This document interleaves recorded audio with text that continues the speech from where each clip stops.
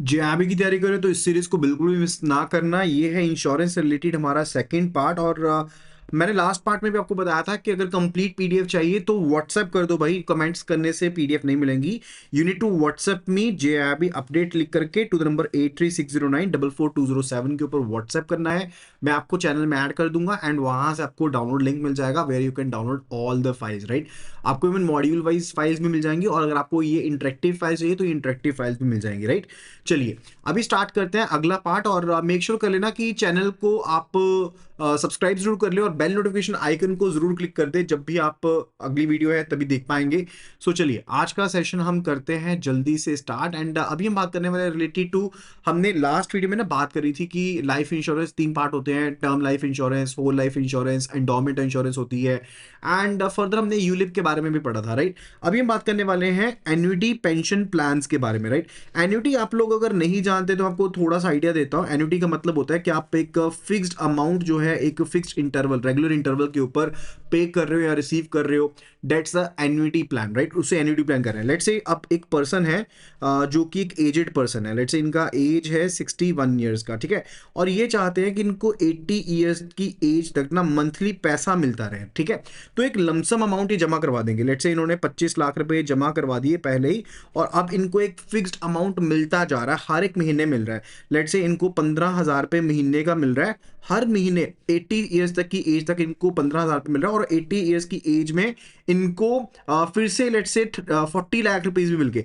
तो इस तरह का कुछ होता है जिसे हम कहते हैं एन्युटी पेंशन प्लान कहते हैं। और एन्युटी प्लान आपको इनेबल कर देते हैं कि आपको पेमेंट्स मिलती रहेगी रेगुलरली, एक लाइफ टाइम पर्पज के लिए पेमेंट मिलती रहेगी जब आप एक लमसम अमाउंट को इन्वेस्ट करते हो। और इसमें टाइप्स है, लाइक एक है immediate annuity. Like immediate annuity के केस में क्या होता है कि एन्युटी पेमेंट जो इंश्योरेंस कंपनी से मिलती है वो स्टार्ट हो जाती है इमीडिएटली, यानी कि साथ के साथ आपको बेनिफिट जो है वो मिलना स्टार्ट हो जाता है। लाइक आपने जो एक लमसम अमाउंट था वो पे किया एंड सिर्फ एक इंस्टॉलमेंट पे करनी होती है, उसके बाद आपको मजे से पैसे हर महीने आएंगे, राइट। फिर एक होता है डेफर्ड एन्युटी। डेफर्ड एन्युटी होता है जहां पर इंश्योरेंस कंपनी आपको प्रॉमिस करती है कि भाई आपको एक रेगुलर इनकम मिलेगी या फिर आपको एक लमसम अमाउंट मिलेगा, लेकिन किसी फ्यूचर डेट से। लेट्स से आप 40 इयर्स की एज में हो आप, राइट। और 40 इयर्स की एज में आपने अमाउंट जमा करवाना स्टार्ट किया, ठीक है। जैसे मान लो आपने एपीवाई में पार्टिसिपेट किया, that's kind of annuity pension plan, right. तो उसमें आपने अभी इन्वेस्टमेंट करना स्टार्ट किया 39 की एज के हो आप, तो आपने इन्वेस्ट करते करते 60 इयर्स तक की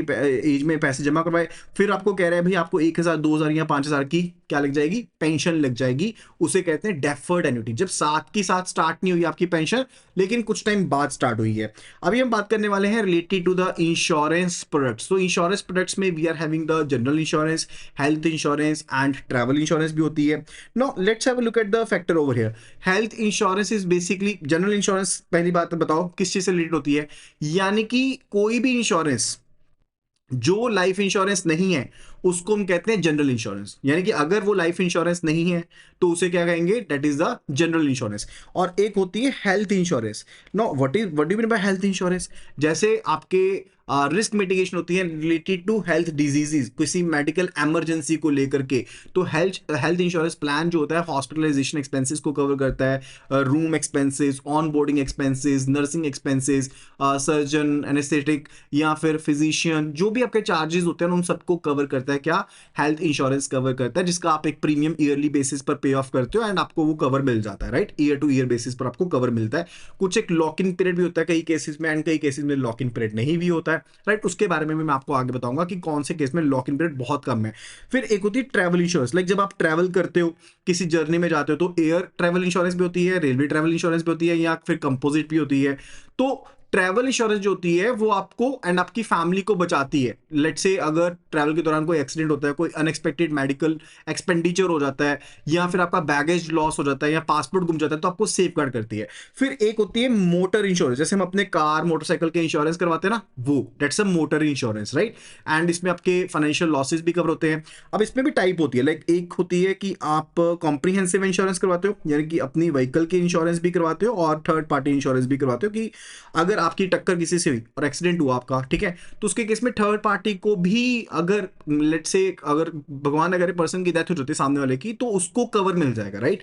तो वो होती है third party insurance, which is actually mandatory, India में वो मैंडेटरी है, राइट। कॉम्प्रिहेंसिव आप करवाओ ना करवाओ, कॉम्प्रिहेंसिव में आपका खर्चा भी हो जाएगा, यानी कि आपकी गाड़ी का खर्चा भी कवर अप हो जाएगा और थर्ड पार्टी का भी कवर हो जाएगा। और एक होती है थर्ड पार्टी जिसमें सिर्फ थर्ड पार्टी का ही कवर होता है, थर्ड पार्टी वाली का प्रीमियम कम होता है और कॉम्प्रिहेंसिव वाली का प्रीमियम ज्यादा होता है, जैसे जिसको हम बम्पर टू बम्पर इंश्योरेंस भी बोल देते हैं, right.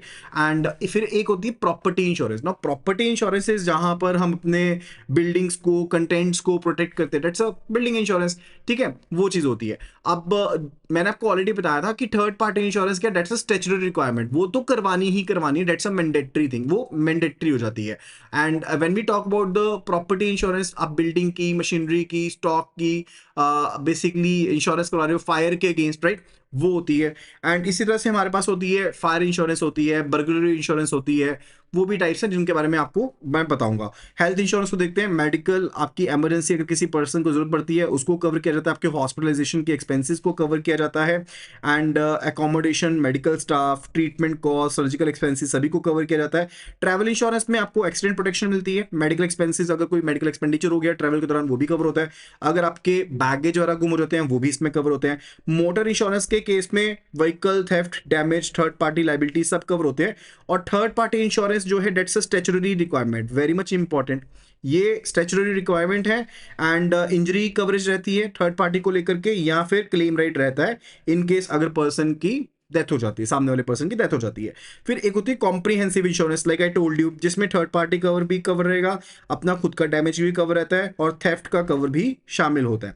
Then it's related to motor insurance exclusion, क्या क्या चीजें शामिल नहीं रहती है। अगर मान लो जो ड्राइवर है उसका इनवैलिड लाइसेंस है, या फिर ड्राइव कर रहा है वो बिना किसी डॉक्यूमेंटेशन के, विदा वैलिड डॉक्यूमेंटेशन के, तो फिर मोटर इंश्योरेंस कवर नहीं करेगा। इंटॉक्सिकेशन है, यानी कि उसने अल्कोहल या ड्रग्स ले रखे तो भी कवर नहीं है। एंड अगर एक्सीडेंट मान लो कवर टेरिटरी के बाहर होता है तो भी कवर नहीं है। अगर व्हीकल का इलीगल पर्पसेस के लिए इस्तेमाल कर रहा था तो भी उसमें कवर नहीं होगा। अगर मैकेनिकल ब्रेकडाउन हो जाता है, लेट्स से इलेक्ट्रिकल या फिर मैकेनिकल फेलियर हो जाता है, तो भी उसे कवर नहीं किया जाता है।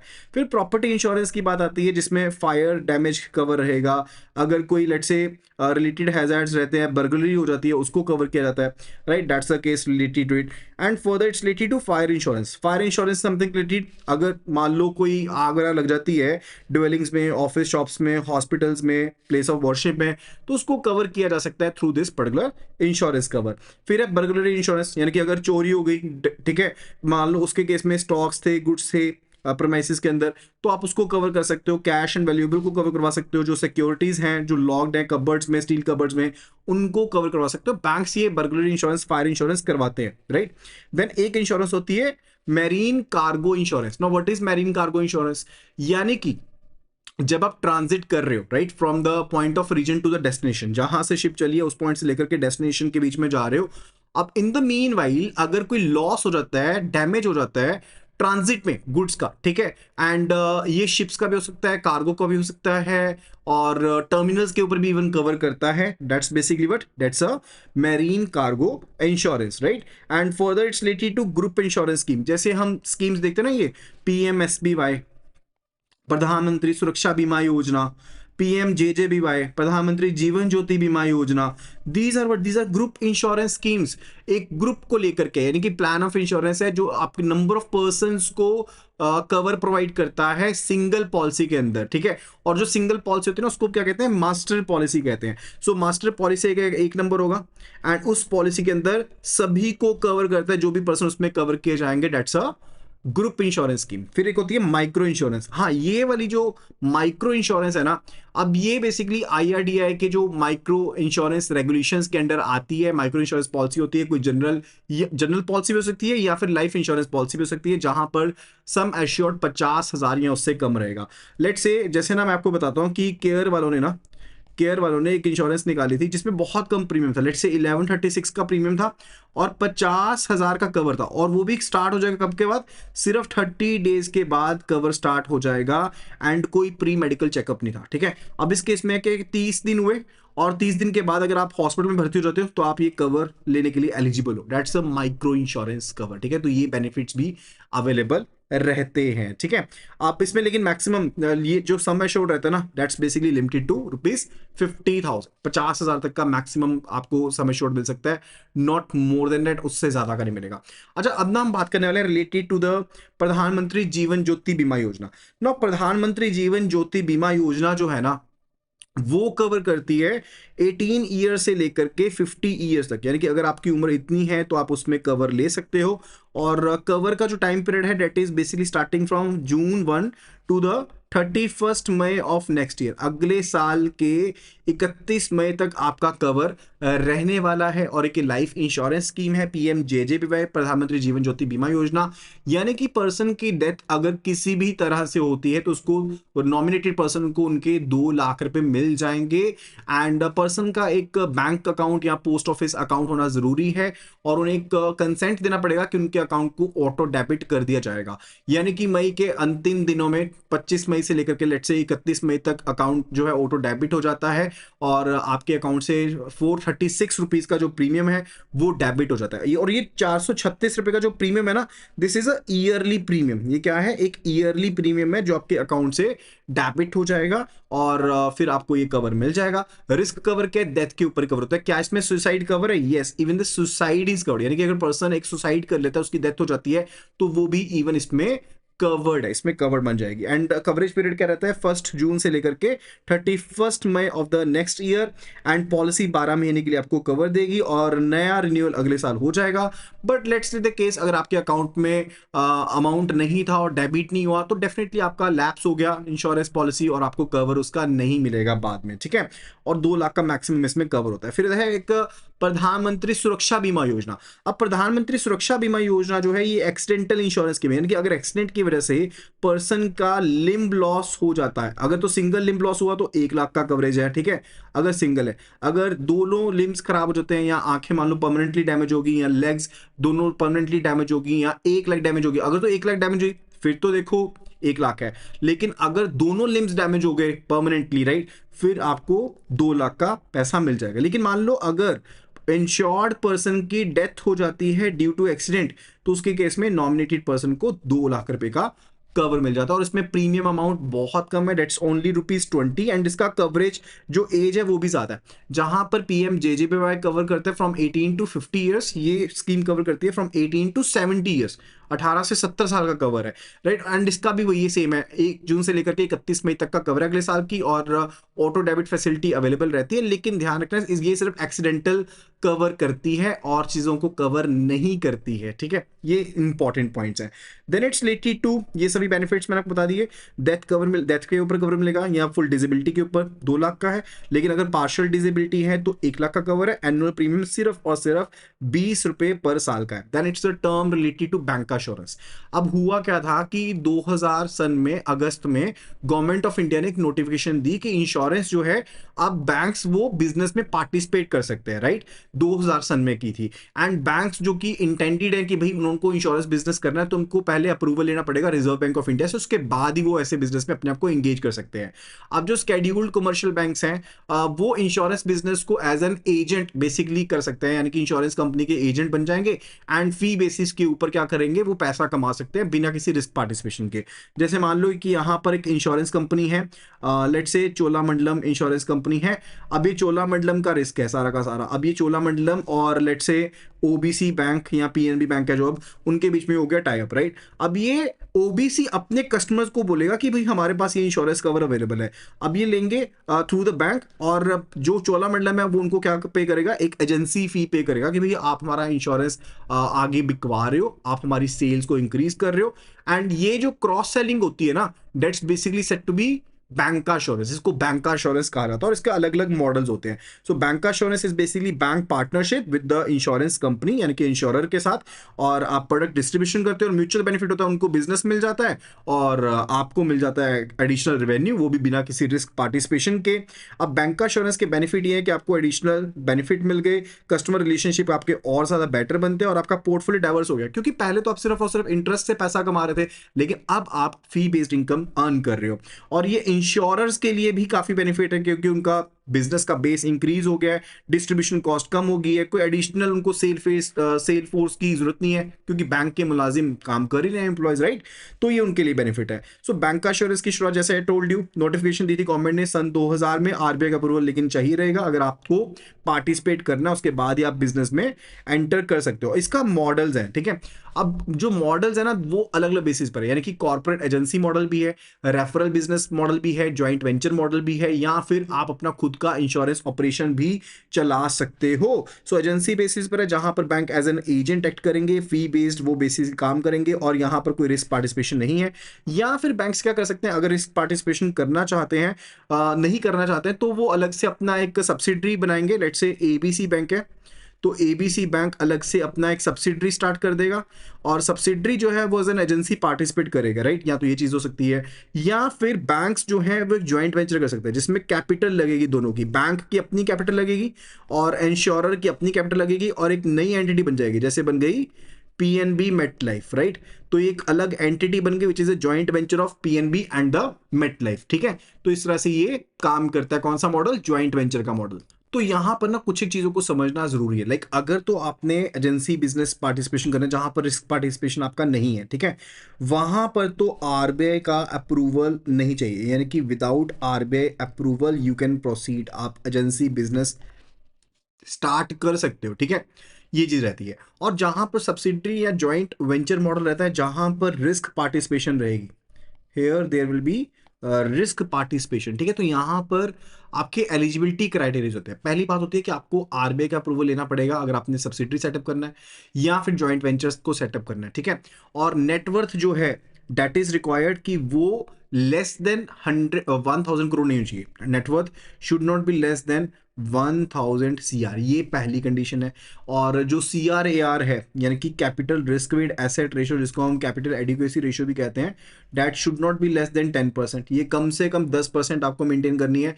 एंड जो बैंक के नेट एनपीए है, जिसको हम NNPA कहते हैं, नेट नॉन परफॉर्मिंग एसेट जो होते हैं, those should be less than 3%, ठीक है। So those should also be less than 3%, ठीक है।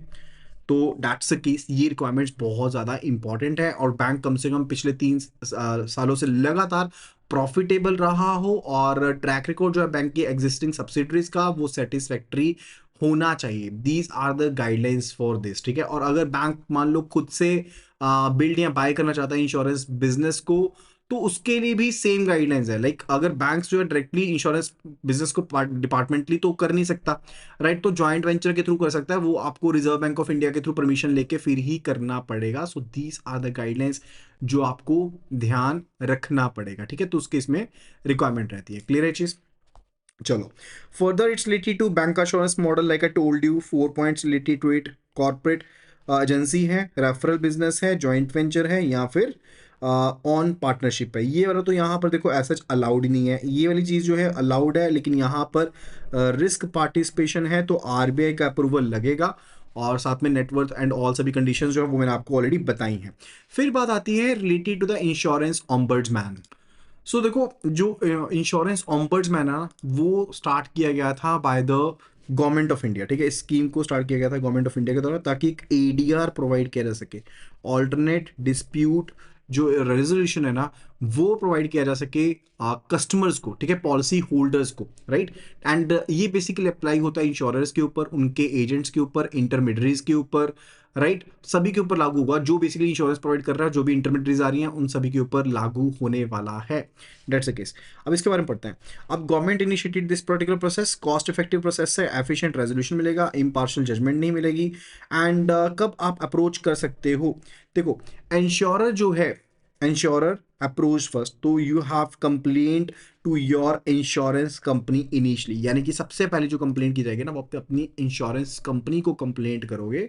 अगर वहां पर सुनवाई नहीं है, राइट, अगर आपके पास सुनवाई नहीं है, वहां पर आपके पास रिप्लाई नहीं आया 30 दिनों के अंदर अंदर, तो आप जाओगे, ठीक है, इंश्योरेंस वाले ऑम्बर्ड्समैन के पास, सीधा नहीं चले जाओगे आप उनके पास, ठीक है। और आप कंप्लेंट के जो कॉज है वो जनरेट होने के बाद विद इन 1 ईयर मैक्सिमम जा सकते हो, उसके बाद नहीं जाना। यानी कि जब आपके पास टाइमलाइन है तो आपको 1 साल के अंदर अंदर जाना है। तो लिमिटेशन यानी कि जो बताया गया है यहाँ पर, डेट इज 1 ईयर। जब आपको प्रॉब्लम आ रही है तो उसके बाद 1 साल के अंदर अंदर आप चले जाओ, नहीं तो नहीं जा सकते। एंड सेम कंप्लेंट जो है वो किसी कोर्ट में पेंडिंग नहीं चाहिए, किसी कंज्यूमर फोरम में पेंडिंग नहीं होनी चाहिए, या किसी आर्बिट्रेटर के सामने पेंडिंग नहीं चाहिए, कोई पैरेलल प्रोसीडिंग स्टार्ट नहीं होनी चाहिए। एंड जो वैल्यू क्लेम जो आप जा सकते हो इंक्लूडिंग द एक्सपेंसेस, आपका क्लेम जो है वो 30 लाख से ऊपर नहीं है, तभी आप जा सकते हो इंश्योरेंस ऑम्बर्ड्समैन के पास। ठीक है, ये चीज आपको ध्यान रखनी है। So further that was a thing related to it. And valid complaint categories कौन सी होंगी? क्लेम सेटलमेंट में डिले आ रही है, क्लेम को कैंसिल कर दिया गया है, प्रीमियम से रिलेटेड डिस्प्यूट है, या मिस रिप्रेजेंटेशन करी गई थी पॉलिसी में, तो इन चीजों से रिलेटेड आप जा सकते हो ओम्बर्ड्समैन के पास। एंड लेट्स से, या फिर जो पॉलिसी इशू की गई है वो प्रपोजल जो आपको दिया गया था उसके साथ कंफर्म नहीं कर रहा, यानी कि मैच नहीं कर रहा। ठीक है, या मान लो इंश्योरेंस पॉलिसी नहीं आपको दी गई, ये चीजें भी हो सकती हैं।